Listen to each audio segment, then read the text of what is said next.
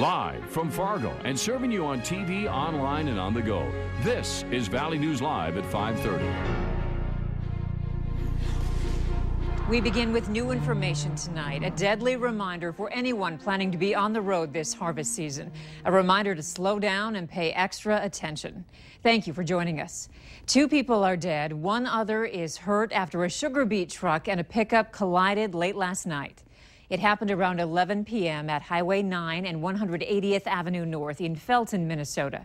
Police say the pickup was headed south when it crossed the center line and hit the beet truck head on. Both people in the pickup were killed, and the sugar beet truck driver, 55-year-old Patrick Moran of Waubun, was taken to Essentia Hospital in Fargo.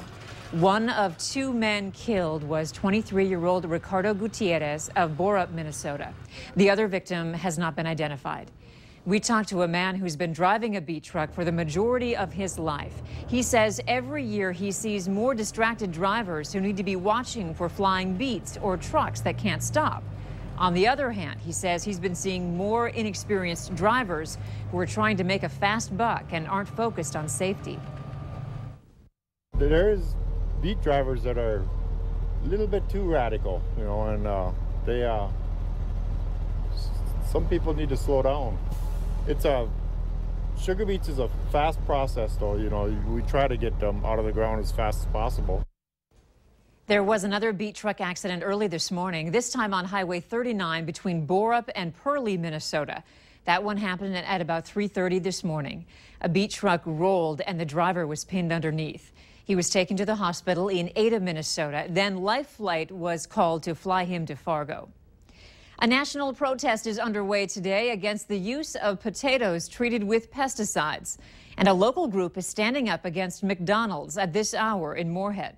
Valley News Team's Krista Boehm is there as the Toxic Taters Coalition takes a stand not only against McDonald's, but a local farm company. Krista? Hey, Andrea. Yes, this protest just got underway around 5 o'clock, and there's been a few honks of encouragement as people pass by here on 8th Street in Moorhead.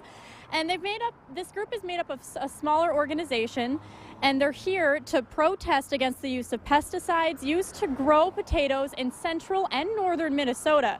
Now, to tell you just a little bit about this Toxic Taters organization, it started with people on the White Earth Indian Reservation and rural communities in the surrounding area who say they are breathing these pesticides drifting from potato fields applied throughout the summer. The group isn't only protesting McDonald's, though, and their use of potatoes with pesticides, but also Artie Offit Company locally, one of the largest potato producers and its owners, and they're calling on them to become more sustainable and stop using these pesticides. Now, coming up tonight at 10, we'll have more on Artie Offit Company's response to this protest. Reporting live, I'm Krista Boehm, Valley News Live. Thank you, Krista. The protest was planned nationally today as McDonald's started to serve breakfast all day, every day. Coming up in tonight's Consumer Alert, hear why McDonald's decided to make the big change and the catch that many customers are learning about today. After such a nice day, it's hard to think about it getting cold overnight. Cold enough that some of us might see frost. Here's Robert with the latest on tonight's forecast. Robert? Yeah, there is a chance for some frost as we head through the early morning hours, but right now, not too bad out there. A mix of some 50s and some 60s. Lots of sunshine out there and some light breezes. It's 55 right now in Devil's Lake as well as in the Langdon area. 56 in Grand Forks. 63 here in the Fargo-Moorhead area, also 63 Wahpeton and in Oaks. Hardly a cloud in the sky, and that'll be the trend as we head through the overnight hours. And with those clear skies and very light winds overnight, that's going to allow temperatures to drop on off. With hardly a cloud in the sky, no precipitation to talk about. None anticipated today. That will change as we head through the day tomorrow. More on that here in just a few minutes. Mid-50s at 7 o'clock, low 50s at 8, back down into the upper 40s. As we head through the 9 o'clock hour, and temperatures will continue to drop. And as mentioned, frost advisory, freeze warnings in effect for much of the area. This in effect from midnight until 8 o'clock tomorrow morning. So bring in the potted plants or cover that vegetation that's outside. And we do have some warmer weather to talk about after a frosty start to your Wednesday. And we'll detail that stretch of warmer weather coming up in just a little bit. All right, thank you, Robert. We have new information tonight that may be a relief to people in the Larimore, North Dakota area. A wanted man who caused a lockdown at the Lemoore school yesterday has been arrested. Cody Garlick has been on the run since yesterday afternoon and was arrested this morning in Lemoore. The search for Garlick extended into Dickey County yesterday and was called off late last night. He was wanted for being a felon in possession of firearms, breaking into a vehicle, burglary, and possession of drug paraphernalia with intent to distribute. Fargo South High School students received a message of hope, perseverance, and overcoming struggle. One of the lost boys of Sudan, now grown up, shared his story. More than 20,000 young boys were displaced and orphaned during the Second Sudanese Civil War. They were forced for years to flee violence across thousands of miles, and over half died along the way. Valley News Team's Bradford Eric talks with one member of the Lost Boys of Sudan about the difficulties of being a refugee in America. When I came to America, I'd never owned a bell. I never owned shoes, right? I never had a bag when I came to Syracuse, New York. Eating mud, drinking urine, and fleeing the government troops trying to kill them. That's how John Dow began this harrowing tale, and his fans can't wait to snap a picture with the towering man. All what I found out was that to be positive would actually keep you alive. Let me explain. To be positive means to be able to help somebody else. That's Dow's message to the masses. Be positive, work hard, and thank you for taking him in during his hour of need. And for refugee children like him, when you come from South Sudan, people from the same country in the north, they want to kill you, right? And you guys are the same. So why are you, can you tolerate whatever being said to you in this country?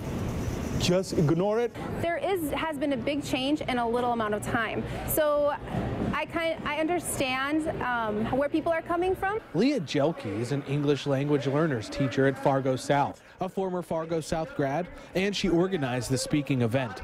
She said she's aware of perceptions in the community regarding refugees, and it's very frustrating. They're just kids, and I think that's one of the biggest reasons why this project is so important to me, is that I'm able to give the students a voice about their journeys and about their culture. As an ELL teacher, Jelke says educating the future, regardless of where they are from, can only be a positive thing. Bradford Eric, Valley News Live.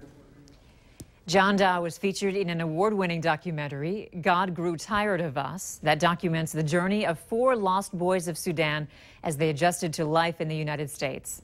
To learn more about Dow and his story, we have a link at our website. Just go to valleynewslive.com and click on this story. Memorial services have started for a Kindred bus driver who died from injuries suffered in a crash with a semi. A visitation and prayer service for Kathy Josted is underway at the Kindred High School. The visitation started at 5 and runs until 7 p.m. And then the prayer service starts at 7. Josted's funeral will be held at 1 tomorrow afternoon at Norman Lutheran Church. Josted died at a Fargo hospital on Friday. Rumors about a possible glitch in the North Dakota deer license system are false. That's according to the North Dakota Game and Fish Department. We took a call from a concerned viewer who heard more deer licenses were given out than allowed. So we called Game and Fish. Officials say they're aware of the rumor and that the system is operating correctly and that no extra licenses were handed out. Lawmakers in Washington are already looking at how to provide help to the flood victims in South Carolina, even before the waters have gone down. Valley News Live's Washington Bureau, Peter Zampa, spoke with Senator Lindsey Graham about getting his state appropriate federal aid. Here in Washington, lawmakers can be disconnected from the problems of their states. Senators Lindsey Graham and Tim Scott are working hard on Capitol Hill to get their state the assistance it needs from the federal government. Senator Graham says the best thing he can do right now is to let the professionals do their jobs. The Senate is urging the federal government to assist where it can, but the real help will come after a full damage assessment in the aftermath of the disaster. Anything we ask for in terms of federal aid is specific to this disaster. There'll be no piling on. There'll be no pork barrel politics here. So that's my main focus. That's where I can help the most, is to make sure the federal government responding in an appropriate way, and they are. Senator Scott says it is impossible to predict how much funding will be necessary from the federal level, but that the resources currently being sent to South Carolina are critical. We have local, state, and federal agencies that are looking at ways to being helpful. So the resources that can be deployed are being deployed at the time that is critical, which is the time right now. Both senators voted no on a bill calling for additional funding for Hurricane Sandy relief back in 2012. But they say that's because the bill included funding for things completely unassociated with the disaster itself. They don't want any inappropriate funding sent to South Carolina, only what's necessary. On Capitol Hill, I'm Peter Zampa. At least 18 dams have breached or failed in South Carolina since Saturday. So far, at least 14 people have died in weather-related incidents in South Carolina. The crisp air is a reminder of what's around the corner, winter. And as much as some want to ignore it, there are some things to do before the cold and holiday guests arrive. Some projects are now easier to do at home, like adding a tile backsplash. Smart Tile is easy to peel and place on a clean surface. Before winter comes, check the insulation in attics to save on heating bill costs. Some small changes can make a big difference to you and holiday crowds.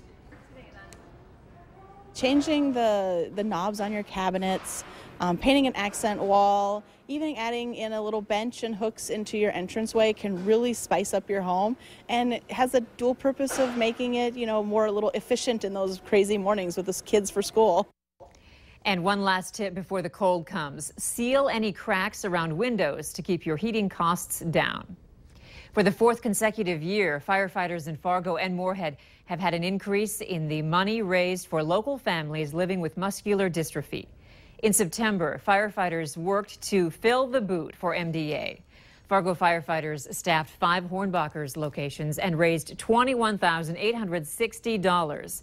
Moorhead firefighters were at the 2 Moorhead Hornbachers and raised more than $4,000. That puts the grand total at over $26,000, which is a 5% increase over last year's total. MDA officials say 100% of the money raised goes to local families in North Dakota and northwestern Minnesota. Still ahead tonight, how a hip-hop artist and teenagers are working to discourage teen smoking. Tonight, we'll see a clear and cold night across the area. And as we head through the next week, you're going to need some scrapers, some sunscreen, and even some umbrellas. We'll have all your forecast details coming up in just a few minutes.